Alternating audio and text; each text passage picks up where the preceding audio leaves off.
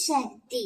என் அன்பு தங்கமே, நீ நேசிக்கும் உறவு உன்னை பற்றி என்ன நினைக்கிறார் என்று நான் சொல்லட்டுமா? உன் அம்மா நான் சொல்கின்றேன் கேள்.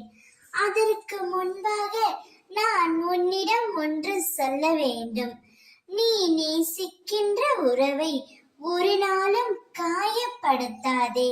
அவர்களை இழிவாகவும் பேசாதே. அவர்கள் ஏதேனும் தவறு புரிந்தால் மன்னித்து ஏற்றுக்கொள். தவறு ஏதும் செய்யாமல் இவ்வுலகில் யாருமே இல்லை. அவ்வாறு உன்னால் மன்னிக்க முடியவில்லை என்றால் நீ மௌனமாக வந்துவிடு அல்லது மௌனமாக இருந்துவிடு. உன் மௌனமே அவர்களுக்கான தண்டனை என்பதை நீயே உன் மனதில் வைத்துக்கொள் என் செல்வமே. அதை விட்டு நீ அவர்களை குறை கூறாதே. அவருக்கு அதிகமாக கோபம் கூட வருவதில்லை. நீ நேசிக்கின்ற உறவு உன்னை பற்றி உயர்வாகத்தான் எண்ணுகின்றார்.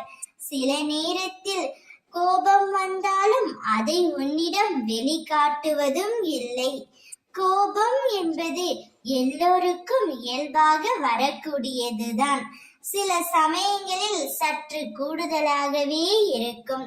அதை நீ பொருட்படுத்தாமல் விட்டு கொடுத்து அனுசரித்து பழகு என் தங்கமே. உறவு நீட்டிக்க வேண்டும் என்பதற்காகவே விட்டு கொடுத்து போகலாம். உங்கள் இருவரையும் ஒன்று சேர்க்கவே உன் அம்மா நான் போராடி கொண்டே இருக்கின்றேன். இப்பொழுது இருக்கும் நேரமும் காலமும் உங்களுக்கு எதிராக இருந்தாலும் அதையெல்லாம் நீட்டித்து இருக்க அம்மா நான் விடமாட்டேன்.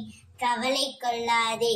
நீ நேசிக்கின்ற உறவு உன்னை உயர்வாகத்தான் எண்ணுகின்றார். ஓம் சக்தி.